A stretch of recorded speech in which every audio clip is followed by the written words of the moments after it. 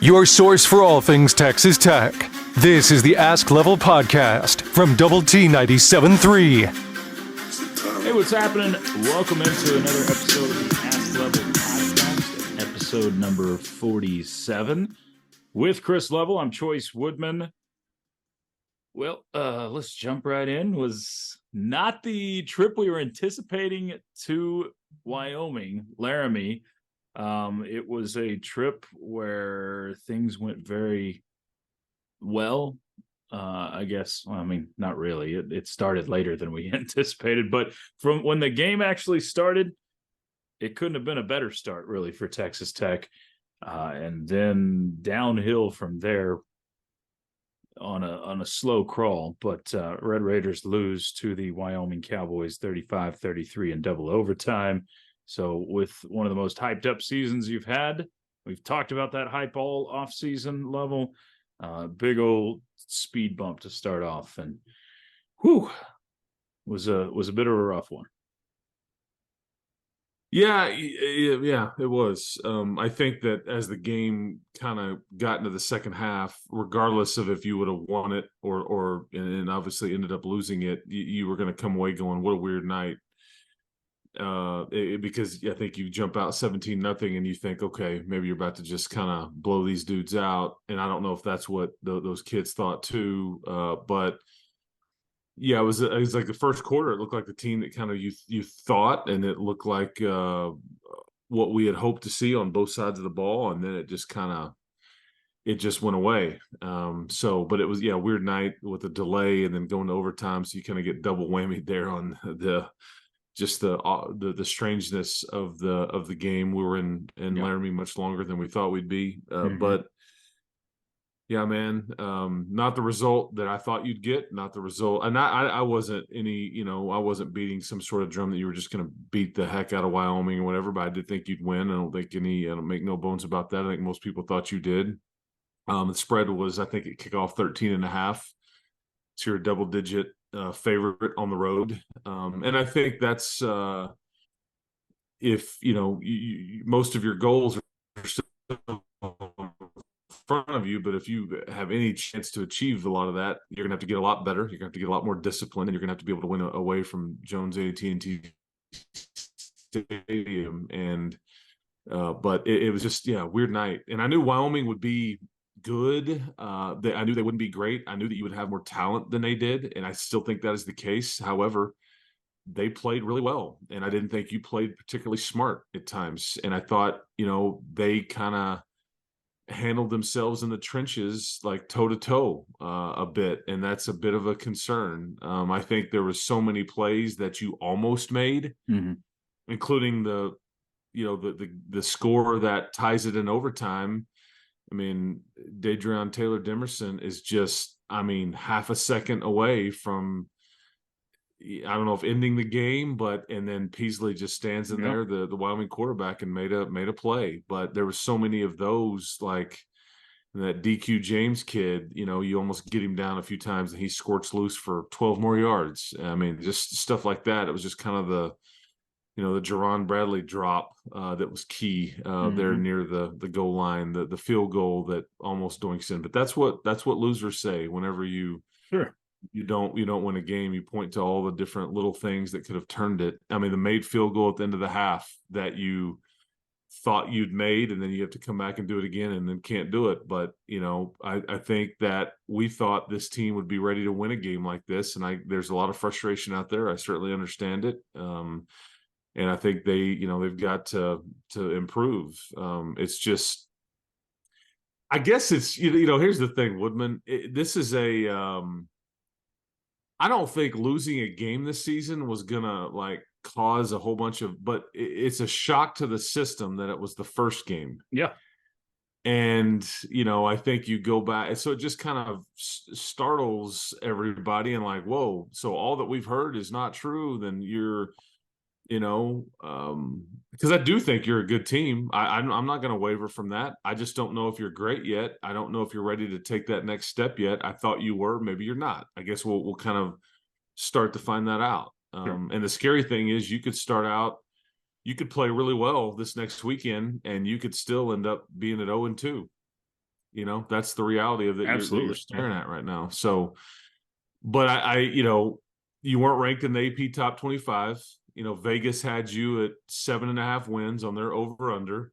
Mm-hmm. I think some people had thought that you were ready to break through and all that, but it's just the one, and it's painful. It's I think people are embarrassed, and I think you're embarrassed because your team was out there a bit in some of the circles and the conversations that you liked, and now with that comes you being the kind of the butt end of the joke a little bit, and I think that's hard for people to comprehend or be okay with, and I certainly understand it. But I say it all the time, but sports, and a lot of times you say it and it's some emotional, some huge Sure. win, some whatever. This is also sports. And this is why, people just, lose their minds and get so frustrated and all that, because it giveth and it taketh away. But gosh dang, I sure wish you would have started off the season with the win. Because at some point, man, you were just like, hey man, I don't care how you get out of here. Just get out of here with more points. Absolutely. And then we can talk about all the potential issues you may have. But learn it from a close win on the road, not a close loss. So a level, I think part of it is, that what stings so bad, or why it just kind of, it's such a gut punch. Not that you lose the opener, not that you lose to a non-Power 5 team in the opener, but everything you talked about, the preseason expectations, the lists you're on, the hope, the hype, every bit of it puts you so much higher, where the tumble is a lot further down. So the expectations were up for Texas Tech fans everywhere, including myself. So it makes that fall a lot farther. It doesn't mean you can't climb back up. It doesn't mean you can't get off the mat when you use as many cliches as you want. It's just still, it was just, I think shock to the system was a perfect way to put it. And also, because that's what I saw on the sideline. Yeah. And I'm walking off the field with a lot of those guys in the midst of that, and you're in the middle of fans on both sides of you, and it's just super quiet, and you can hear some fans yelling things that maybe today they wish they wouldn't have said, and plenty of people yelling, hey, keep your heads up guys, all that stuff. But I looked at like a stunned group of seniors. I look at guys like Tony and Jalen and even Shuck and whoever else, and it's just kind of like, what just happened? But yeah, and the 14-point spread, I know everybody, or 13.5. No, not everybody pays attention to that. But if Vegas would have had that at a 4 or a 5-point game, maybe that changes expectations and the feelings of this, because okay, it's a road game. To open the season, that's a little tougher. But the fact that you're supposed to, according to the experts, go win that game by 2 touchdowns maybe changes those expectations a little. And by the way, which we'll get into briefly, Tech was not the only major upset in the Big 12, where, the Big 12 team was on the wrong side. As a matter of fact, there were a couple more that were much larger. That's what's we talk all off season about what we think is going to happen, and then you start playing these games and you realize things are going to play out differently. It happens every year, and the variables change. Injuries dictate it, and teams come out much better than we thought they would have been, and worse than we thought they would have been. All that stuff, and but it's week 1. And I just, because playing on the road is tricky in any time. And I knew Wyoming would be just kind of a pain as you get into it. And I even said that to you guys before this game started, or I can't remember if we said it on the broadcast or not, Woodman. But it was like, you end up in a 13-10 type game in the third quarter. Look out, because this is the way that they want to play. Yeah. And sure enough, it was 17 all, and then 20-17, and then 20-20. It was being played at their pace. It was being played the way they wanted to play it. They executed. I thought, you left, too much on the table and all that, and they reaped the rewards for it. But it was just, just like a redo, but that's not how it works, man. No. And Well, that they also schedule a game next week that that all the TV cameras will be there for, and a team that put up 81 points over the weekend in Oregon coming to town, and you won't be given much of a chance, I wouldn't guess. I think Vegas has you as a 7-point underdog, but I think most will say, hey, that's Oregon's game. So I don't know, man. I don't know. There's so many different things to get into here, the minutia of the game, but just wild night in Laramie. I really have no desire to go back to the state of Wyoming. I was glad I went, kind of checked it off the list, but yeah, I was spent way too. Felt like I spent a week there over the weekend, if that makes sense. yeah, it was a long week, and again, I mean, it was pretty. I mean, there's some nice things about it, but sheesh, yeah, it sure. I guarantee you walk away. If the first quarter would have been the story of the game, the entire game, you and I would be like, man, yeah, Laramie, Wyoming, that's pretty nice. I mean, might go back there, but one game can sour your entire outlook. But first question I was asked to relay to you. This is from my little brother Brandel. So first question on the list: who is to blame? Where does the blame belong for the loss last night? I guess and this is what, when you lose, this is what happens. But I would say, where does it? Who doesn't get it? I mean, think about it. That was what I said to him. Yeah, there's a lot to go around. Yeah, who doesn't get it? I think people naturally want to point to one person or side of the ball. I don't really see that as being the case here. I think that, because I think offensively, we'll just take these one at a time. I think offensively, first quarter, you're just dealing. You're playing at your pace. You're throwing the ball down the field all over the place. I think you kind of had them on their heels. I thought Tyler looked good, because I even had somebody, going, this dude doesn't have any arm strength. Well, go look at that ball that he throws to Miles Price to score that first touchdown. And so I just, this was the offense that we thought we'd see. And then I think you get into the second and third quarter, and I think we talked a lot about O-line improvement.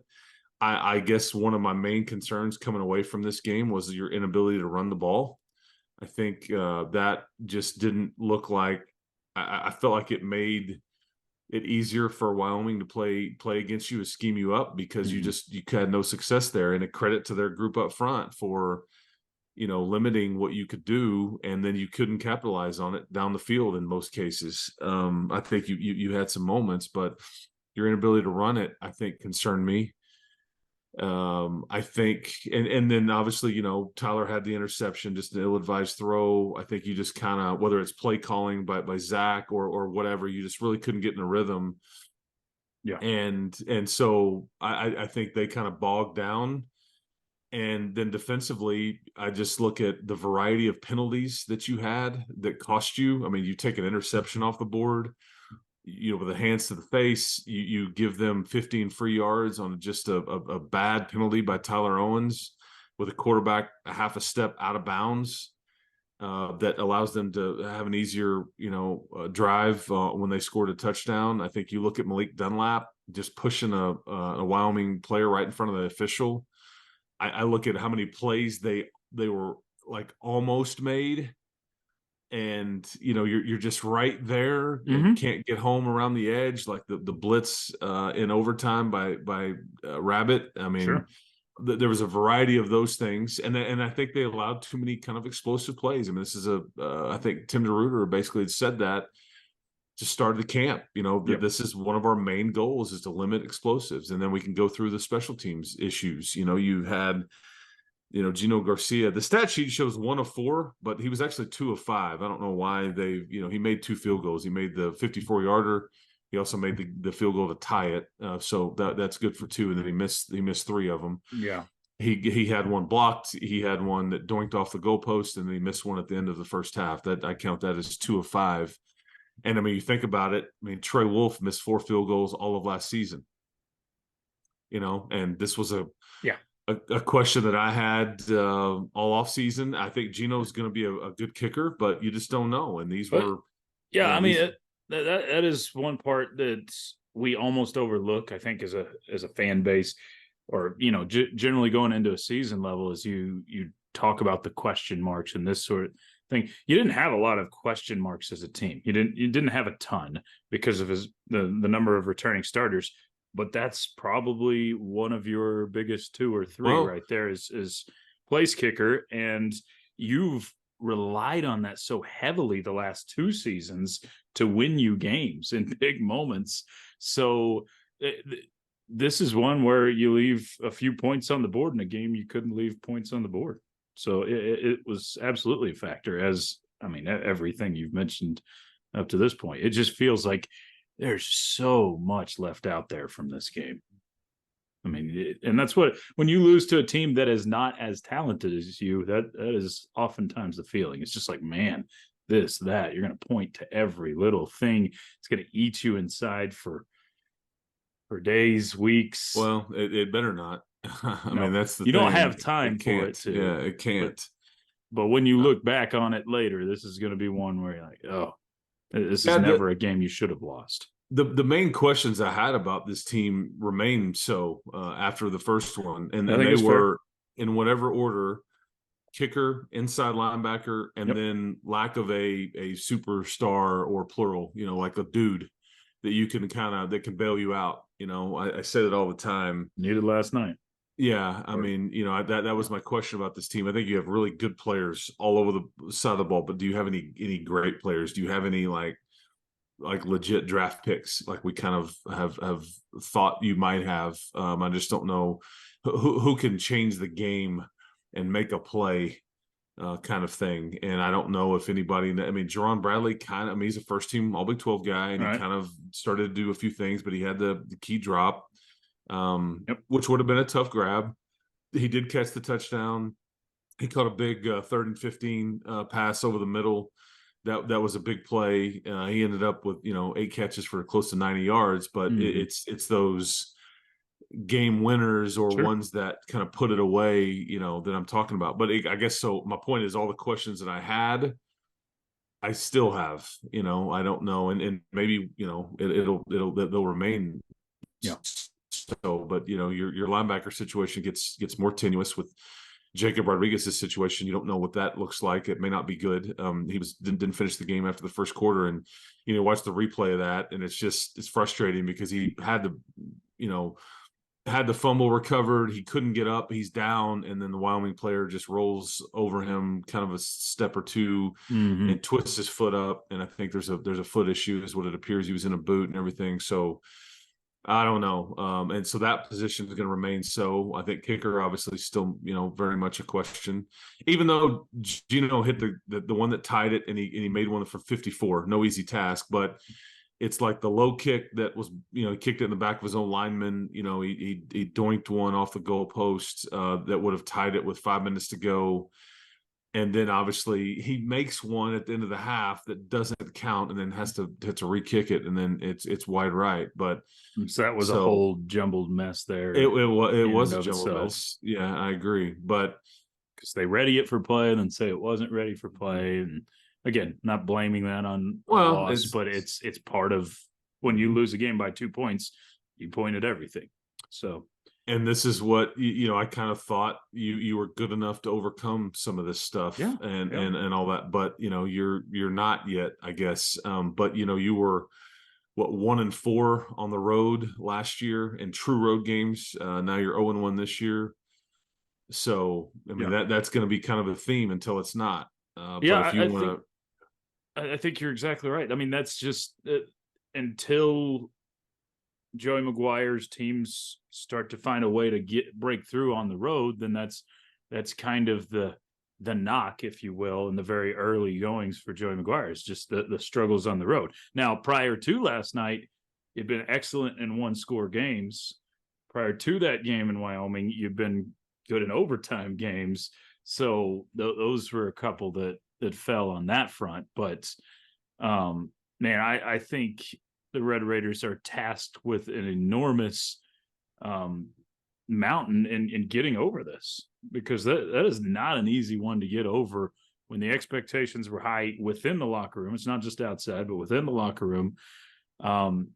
They're that high, and then you've got a ranked team, and what are they calling him, Bodacious or something, coming to town this week. Maybe the best quarterback that you see all season, at least on paper. Yeah, I think that's a very fair argument. I mean, he's fourth on the preseason Heisman lists, or 34th, and yeah, this is a guy that's going to be very tough. But I think Tech has got as much of a mental hurdle to get over this week as anything, because if you do look, you mentioned the road stuff from last year.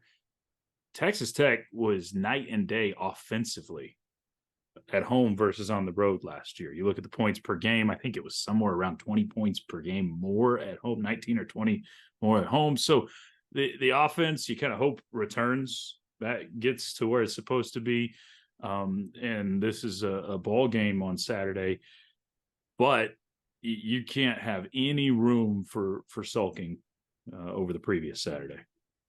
Yeah, and I get people need to work through it, us included, like your emotions and the frustration and all those things. But this is if you pull this off this weekend, boy, I tell you what, everybody will be feeling much better about things, because a 1-1 start, however it was drawn up, wasn't going to be a surprise to many. And I kept saying, if you really want to have a special season, a 2-0 start is almost just a must, just because if you really wanted to have an outside chance at something much, much bigger, even past the Big 12 championship. And I think you now need to reassess and all that. And I get it. But it just, and maybe this is perfectly scheduled from that standpoint. Maybe. You're thankful that Tarleton's not coming in this weekend and it is Oregon. I don't know, but I still say you could play really well and still be staring at an 0-2 start, and which nobody would have thought at all. And so I don't know, but you're right. I think that the sense of urgency, is certainly now much more prevalent early on in the season than I thought it would be. And it's just this isn't like really the script that I thought that this thing would go by, but that's the beauty of sports. It's why on some days I love them, and then other days I want to break up and be like, hey man, it's not you, it's me. It ain't working right now. Yeah, that's right. This isn't. It's like the Facebook status. It's complicated. It's complicated. Yeah, that's right. So can you still do that? Is that still a thing? That's probably dated. I don't know. I'd say it's probably dated, but I definitely remember those days. You weren't even like when that was around. You were already married off, so you didn't have to deal with that. I remember the late high school, early college days where that was an option for update your relationship status on the Facebook, and it's complicated. I think I did that one time. And then everybody responds to it. What's your hey good looking, what's your TikTok handle? Yeah, I didn't have to go through those days. It's a whole new world in the dating game out there for sure. Yeah. But so it's just a matter of kind of, and Joey said it repeatedly, and I guess it's some people are going to suggest cliche, whatever, but it's the truth. It's like how you choose how that game gets remembered. Is it going to define you? And it's like, okay, well, this derailed the whole thing. Or do we look back on it in 2 months and going, man, that was maybe the best thing that could have happened? I don't know how this thing plays out. I tend to think that they're going to be better than not going forward. But, I do know that this team wasn't perfect on paper. No team is. Every team's got questions, but I do know the questions that I had asked before the season are still very much in play. And I'd said it repeatedly. I don't know what that equals, but it obviously equals an 0-1 start. I didn't envision a lot of the the lack of discipline. I think some of those were frustrating. I think Joey was as frustrated about that as anything, and pointed to himself and his staff for that's our fault, for allowing that to happen, or not teaching them better, or not holding them accountable, whatever, and all that. But I wasn't anticipating that, and that's what he said. He was asked after the game, because when I talked to him, we talked about Jacob Rodriguez. We talked about just kind of a fast start, and then just kind of the wheels fell off. And we talked about what did you learn from your group here, and all that. But one of the questions he was asked in the other deal was, you had said that you felt like this team was better than last year's, but that's one thing he's like, I didn't account for some of the mental mistakes. And I know that, last week, we were in Fort Collins for a few days before this game, and he had just kind of joked with us. I just have told my staff for like 10 days, let's almost like not eliminate some of the playbook on either side of the ball, but let's like try to simplify is the wrong word, but let's try to tighten it up a little bit just so we can play good football. I'm not asking us to play great. I think that's semi-unrealistic out of the gate because there's just things that you don't know until you know them and you present themselves, or you think that you're on top of it. Then obviously maybe you weren't on top of it enough or whatever. Some things emerge, but he just wanted to play a bit crisper. And I just think you saw some of the timing, some of the discipline, some of the things. And obviously you if you do those things, you're not going to be better than last year's team. Because I thought last year's team, as the season went along, they just got better and better and better. This is not what anybody wants to hear. Depending where you're at in the week, because we all need our coping progress or our coping. What is it? I guess progress throughout the week. Coping mechanism. There you go. You need time to grieve. You need time to work through the frustration. So 7 stages. If you're listening to this on Monday, earmuffs probably, because this is probably just going to make you mad. But if this is like Thursday and you've gotten a little past it and looking towards Oregon, how many times have we seen K-State go and lay an absolute egg early in the season, and Iowa then State they go too. have a fantastic season after that? I mean, last year, mind you, K-State lost to Tulane early, and Tulane was a good football team. Yeah, well, they played in the Big Six Bowl. Yeah, ultimately they're a good football team, but they still went and lost to a Group of 5 team, and then they go win a Big 12 title. So again, if you're early in the stages, you're like, oh, we don't need to hear that. But it's not over. The year is not over. There is still room. There's some chicken left on the bone for this season, but a lot. But your margin for error is down, and it is definitely a regroup and figure some things out. Need some corrections. I've heard high school coaches say it for years, year after year, whether it's cliche or not. They say the biggest improvements you're going to see within a season is from week 1 to week 2 on the field. I don't know if it's the same in the college. I don't know if it's actually true or not. But for the Red Raiders' hopes, I would hope that that's what we see. For Texas Texas Tech. And Oregon won 81-7. Yeah. Is that right? Yeah, and they were at home, and I don't. There's it's you playing a game like that, like what Oklahoma did, all that. I just don't think you gain nothing from that. It's an eye-popping score and all that stuff, and there may be things going on within their football team that they aren't aware of it yet. I guess Joey and them are ahead of schedule on that. There's some things they were in a road in a tough environment, and some things popped up. Maybe they have a chance to go ahead and try to correct that they didn't realize were there. Maybe Oregon doesn't know those. I don't know, but I mean, and you just want to any season, man. You just want to. You're not gonna start off clicking on all cylinders really in any sport. That's rare unless it's like professional and it's a team that's been back from the year before and all that. But I just would hope that you continue to find ways to improve, but the wins need to come with it, and that's what because that's all that anybody cares about. We can talk about vision and big picture and energy and all these different things, but ultimately it's just about getting results. And obviously you didn't get one in Laramie, and it just just frustrating. I got 2 more questions from the audience, then we'll close it down. Does your brother have any others? This is good. I like this. I'll get him to try to ask one away. Okay, he's a diehard Red Raiders. Okay, got a lot of them in our family.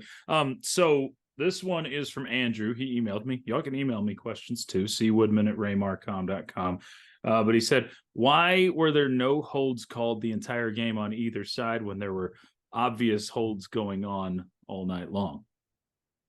I mean, I don't disagree with that premise. I think, something we touched on. It's like, though, it's just funny because when you play the Kansas States and the Iowa States of the world, they play a similar way.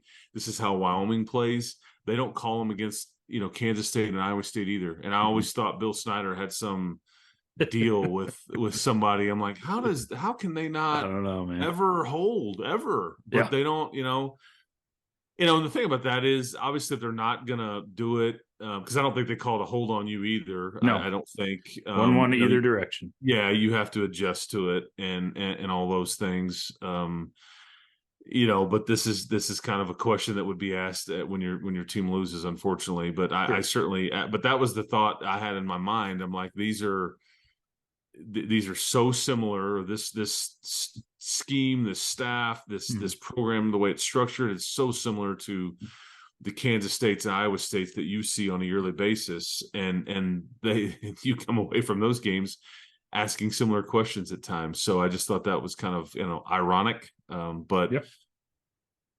All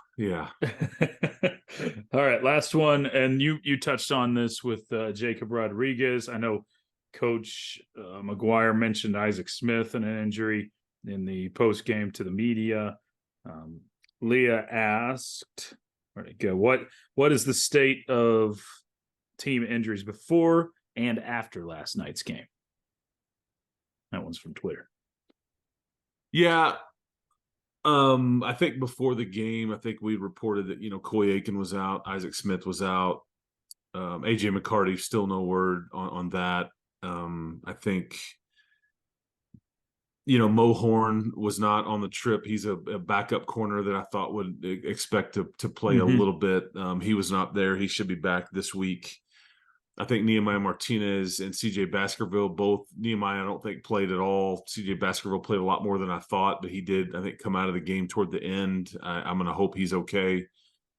But he'd been dinged up a bit. And so I think they started Brendan Jordan and all those things. And as far as the game goes, Jacob Rodriguez, that may not be good. We'll just see. Don't know what that looks like. And then Dennis Wilburn left the game and did not return.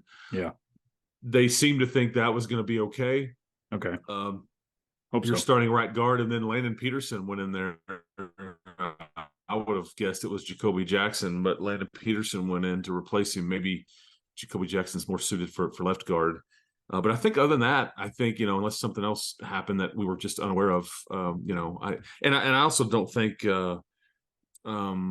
I don't think we had too much issue with the altitude either. I think that people, we were kind of wondering about it. A big deal was made about it. They were certainly prepared for it, with all the different things that they had been, nutritional wise and all those things and all that, but and hydration and all that stuff. And I didn't notice any kind of issue there. I thought you played a ton of kids and all that stuff. But as far as injuries goes, I think Jacob Rodriguez would be the highlight, and I think there's some concern about Isaac Smith. I believe Coach, at least Don Williams reported. I don't know what he said he's out for the season with a knee injury. So I think that happened a couple of weeks ago, actually. So I think is what, and that's a big blow because he would have been one you used quite a bit. Well, he was one of my guys that I would have said, this is a name you need to. I just think he's got a chance to be a stud, and he's a pup still. But I think you saw flashes last year, and I really thought he would. So anyway, he's a great kid. So is Jacob. It sucks for those two kids because they're just good kids, really good football players. They've worked hard, but again, they've still got it all in front of them. And anyway, there you go. You do have, thankfully, some depth at that defensive end, right, outside linebacker spot. You just don't have a lot of proven experience at all at those linebacker spots. And even Jacob would have been somebody that doesn't have a ton of experience, but he was the starter. And so, the Ben Robertses, the Ty Kamas, the Trent Lowe's, I'm trying to remember who else, Tyreek Matthews, they all got some looks last night. So, Well, that's all the time we have this week, Level. Would love if we get to do this again next week after a win, but we'll be a tall let's task hope for happier times. And I hope people, don't don't give up yet. I mean, No. everybody can do what they want, but I mean, these home games are fun. This one has a chance to be a lot of fun. It could be painful too. I get it. That's the thing with sports, man. If you allow yourself to emotionally invest, you're kind of laying it out there to be like elated or just. But I'm miserable. I can't get out of bed. Everything's terrible. Food tastes bad. The sun doesn't shine as brighter and all that stuff. But the great thing is this week the fans can have some sort of effect on the game too. Without a doubt. And hopefully the week and they're going to need result. Yeah, this week's result doesn't take away from the atmosphere of the Oregon game. I don't think it will. So it should be a lot of fun on Saturday night and a ruckus environment. Ruckus. Yeah. Level, appreciate the time, man. Not always fun for these ones post loss, but I appreciate it anyway. Hope it is alive. Yeah, because at some point it's all you got, you know. So I refuse to blow that candle out for sure. Anyway, have a good week, Woodman. Appreciate you, man. We had a long night. You did a great job over the weekend with everything. I know you it's a stressful spot. We're all in stressful spots, but. Yeah, not much sleep and all that, but that's just part of it. Away we go. We'll do it again next weekend. For sure, man. Appreciate you. That's Chris Level. I'm Chois Woodman. You've been tuned in to the Ask Level podcast, brought to you by Double T 97.3. You've been listening to the Ask Level podcast, powered by Double T 97.3.